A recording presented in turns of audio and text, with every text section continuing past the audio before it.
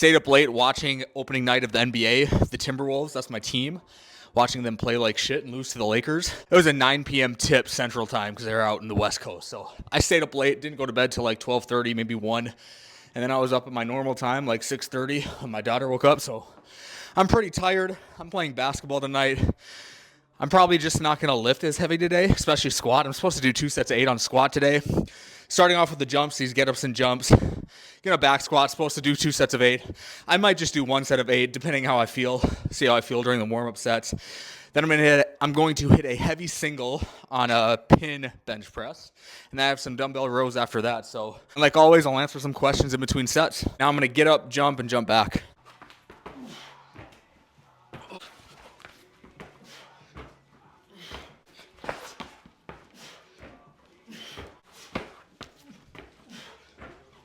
It's an awkward one. Sitting, facing forward. Good for you.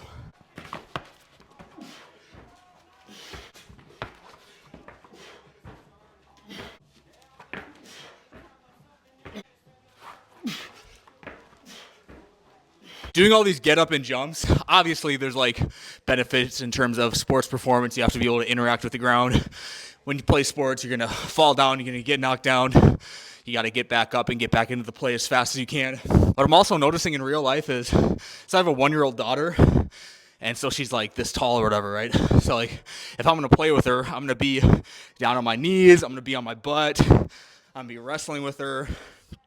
I'm always going to be on the ground. You end up in so many awkward positions trying to like play with your kids down here. And I think it's important to be comfortable in these awkward positions and just being able to get in and out of these positions, get onto the ground, get onto your feet, chase them. They're going to come tackle you. And it's like, I feel like if I didn't do this type of training, playing with my kid in that way would just be so uncomfortable. And I see other parents who aren't comfortable getting onto the ground, on their knees, on their butt, and getting back up 20 times in 30 minutes or 20 times in 10 minutes, really. I don't know, just something to think about. I like having the shorter hurdle today. Really emphasizes the ground contact, not landing, reloading as much as you can to jump as high as you can. I like hitting the ground and trying to jump back off the ground quickly again.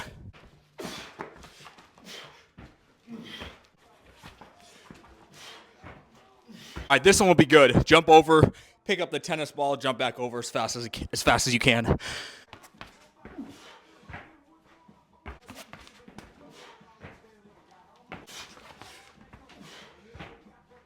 That was a pretty good warm-up. Gonna start squatting now. We'll see what I build up to.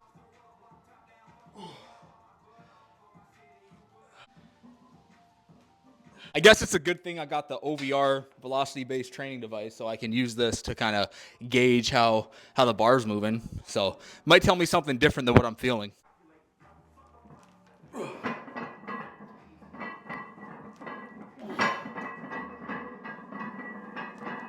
0.91 was my fastest out of that set of 5. I think 0.9 meters per second is supposed to correspond to about 60% of your 1RM. I'll put 405 on next, and I'll just hit a set of 2, see what that moves out.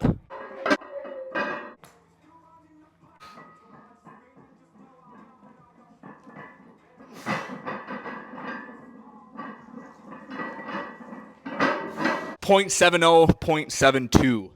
So I'm just going to throw 5 pounds on. So I'm going to do a set of 8. So I'm going to do 415 for a set of 8. Should be easy on a normal day, but since I'm feeling tired and not very good, it might be a little bit of a grinding set. All right, before I do this set, let's answer some questions. Do you favor power over full clean and front over back squat for transfer to vertical jump performance? I think if I really had to think about, if I had to pick between the two, I think I would favor a power clean over a full clean.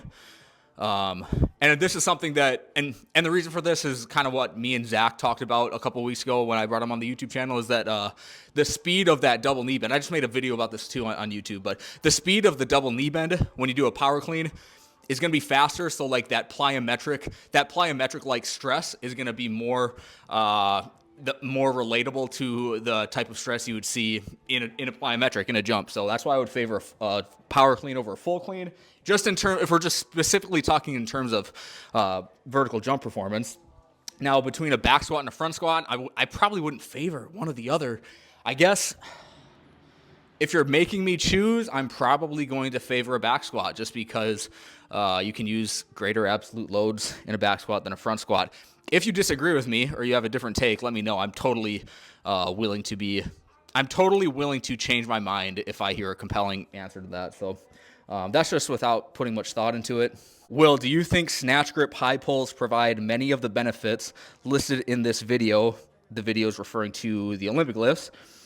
Do you think snatch grip high pulls provide many of the benefits of just the full Olympic lifts? If you can do a good high quality snatch grip high pull, then yes, a lot of the benefits, not all of them, but in terms of what I talked about in the video you're referring to, the video is the actual transfer of Olympic lifts to jump performance. In terms of that specific framework, yes, I would say you can get the same benefits by just doing the snatch grip high pulls compared to a full Olympic lift. However, I've talked about this in the past. Most people, if they are kind of like skipping over how to actually do the full Olympic lifts, their pulls suck. Like they don't even do a pull in the same manner. Like the lower body mechanics, the upper body mechanics, the bar path, the entire lift is different when they do a pull compared to if they were to actually learn how to do the actual lift. So most people who just do pulls, they don't perform the pulls very well. But if you're like competent in the Olympic lifts and you just wanted to skip the full lifts for whatever reason, you just want to do pulls, yeah, it's probably good enough.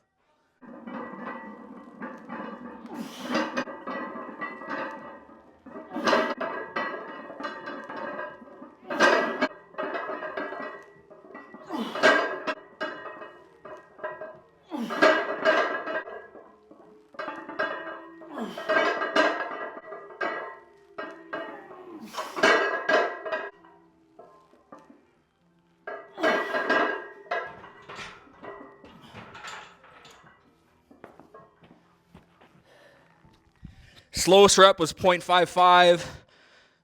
Fastest rep was 0.67. I feel like that's moving at a decent speed. And I'm not necessarily training to like grow. I'm not necessarily training with the purpose of muscular hypertrophy. If I'm viewing training through the effective reps model, I feel like your last couple of reps of a set, if you're trying to get bigger, you should probably be moving at a speed of like 0.5 or less, 0.45 or less. So I don't think I was quite there. I'm just going to go up to 420, add a little bit of weight, and then try to keep that speed up, try to stay above 0.55 so that my legs can feel fresh for tonight. Can you please revisit your thoughts on fast eccentrics? Yes, but not right now. I actually need to like revisit my thoughts before I make a video on it. I know I put out that video about 2 years ago, and I'm trying to think about the exercises that I actually did intentionally use a fast eccentric for. That was basically RDL is one of them. I think that's pretty much it. I have done like Bulgarian split squats where you pull yourself fast down and you lift your front foot off the ground and you snap it onto the ground. Upper body wise, I have done it with bench press. I'm not a huge fan of it, honestly, with bench press. I just don't like the way it feels. I guess when I think about it upper body wise, I just have done like plyo pull-ups, plyo inverted row, plyo push-ups, and plyo dips. Those work well because it's body weight, unless you can add a weight to your body. But that's mostly where I just kind of free fall. Like if I do a plyo pull-up, pull myself up, drop, let go of the bar. As soon as I get close to that full extension, regrip the bar and try to pull myself up as fast as I can. So yeah, I will revisit it at some point. I need to think about it some more. I probably should talk to Zach a little bit more and Brandon a little bit more. So, but yeah, I will revisit it at some point. So what are your thoughts on kettlebells substituted for barbell movement Olympic lifts, as well as your general experience with kettlebells as a strength and conditioning coach? I know barbells would be superior, but for accessibility for clients, kettlebells are much more realistic in group settings for my gym. Do you program kettlebell movements at all for your clients? So I don't program kettlebell stuff at all for my clients. I don't have access to them. I have one kettlebell. I don't even know where it is. It's like a 20-kilo kettlebell. I don't even know why I have it. I don't use it. I don't think my wife really uses it. I'll sometimes use it for like high school kids that come over if we want to do, I don't know, kettlebell swings and he's like not very strong or something. But yeah, I mean, obviously you said it in your question, the barbell Olympic lifts are going to be much more effective at training pretty much every quality compared to a kettlebell. But if you're working with elderly, I guess not even elderly, but someone who's like 50, 55 years old, and they just have no interest in learning the Olympic lifts, you can kind of market a kettlebell Olympic lift to them much easier than a barbell Olympic lift to them, because it's just like it's a hinge, it's a swing, it's a kind of like thrust the kettlebell up into a front rack or over your head. A lot of times it's unilateral. It's one arm, unless you're doing two arms, right? But if that's what you're going to use because of accessibility, I'm all for it. Yeah, all training is good, man. All training is good. All training is better than no training. Okay, last set of squats here. See if I can move it faster than 0.55. Ah.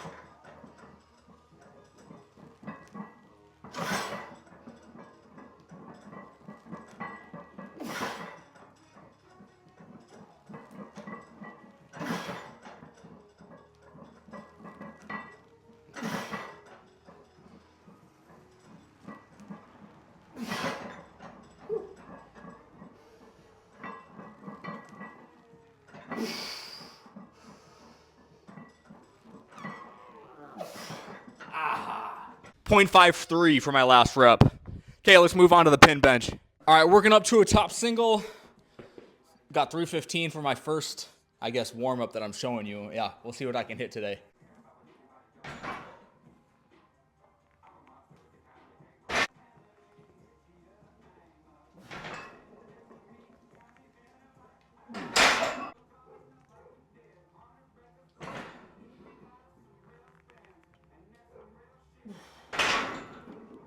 All right, 385.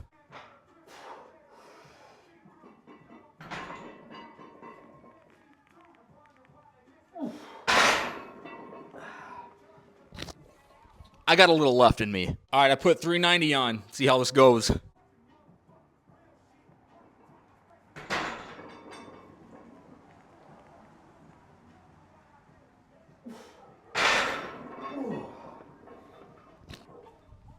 Nice little grinder there. Gonna hit some back off triples. Maybe you've covered this in a video before.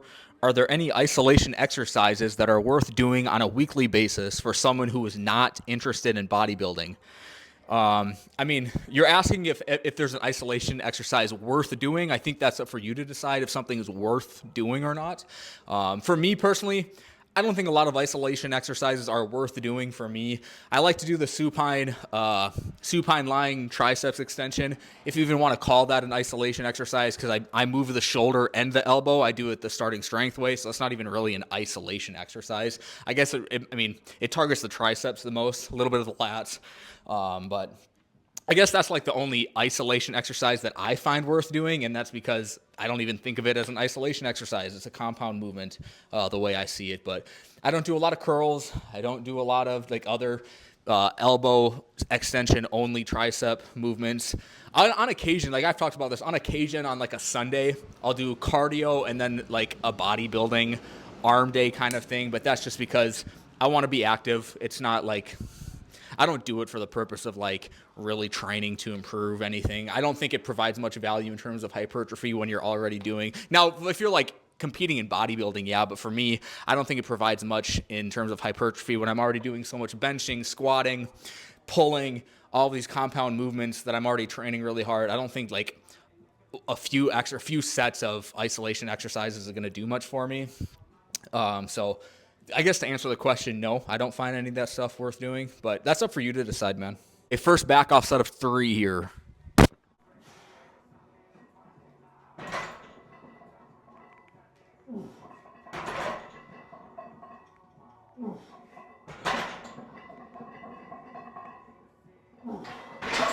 Do you think there are any significant differences in doing jumping or plyos before running sessions rather than weight sessions? I'm doing a program that appears to do jumps and plyos before my running sessions rather than weight sessions. I've sort of talked about this in the past on a previous video. Here's the way I would frame it. The less trained you are, the less it matters. The more trained you are, the more you're going to want to be very specific and detailed about how you apply the specific stimulus you want to apply. So for me, I like to do my sprints and plyos together in the same session, but on a day that I'm not lifting. So the way I split up in Haas Concurrent is Monday, Wednesday, Friday are full body lifting days. Today's a Wednesday.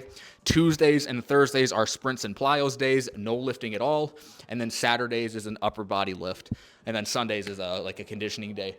But I mean, the way I like to split it up, I like to do sprints and plyos together separate from lifting. So I hope that answers your question. Also, it's going to depend on how many days a week you can dedicate to training, how much time in the day you can dedicate to training. Like if you can only train 3 days a week and you only have 60 minutes to train on those 3 days, you kind of have to jam pack it all in if you have to. So it will. Seeing as we're both Wolves fans, what did you think of the Cat trade when it was first reported, and what do you think of it now? When it was first reported, I don't know. When it was first reported, I didn't like care that much.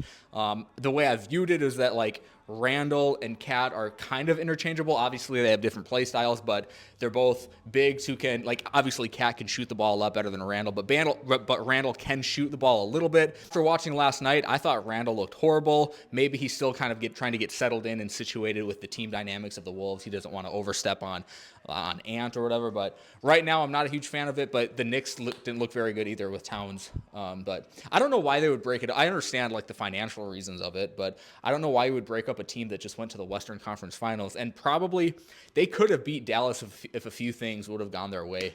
But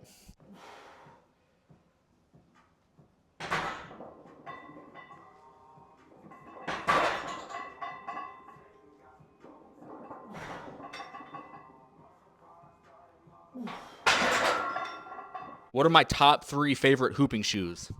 I don't know, but let me go get my basketball shoes. I don't know what brand this is. I think they're Adidas, but this is what I wear.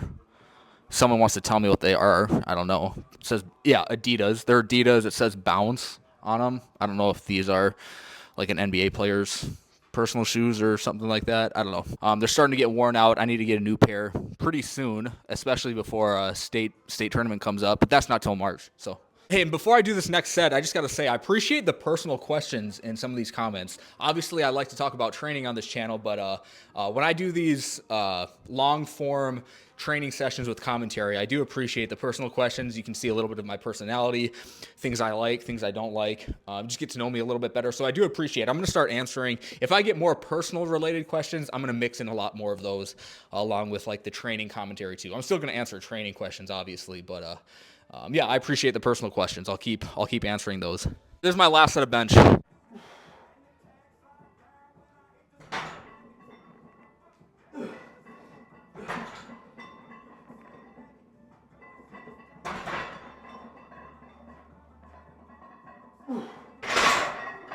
Yeah, so I was wrong when I said I had dumbbell row today. I actually have overhead press. I'm supposed to hit 2 AMRAP sets.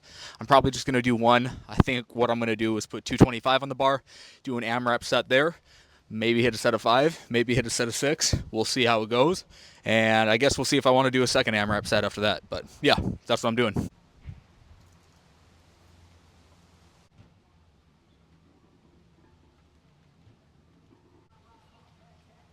All right, here we go. 225, as many reps as possible.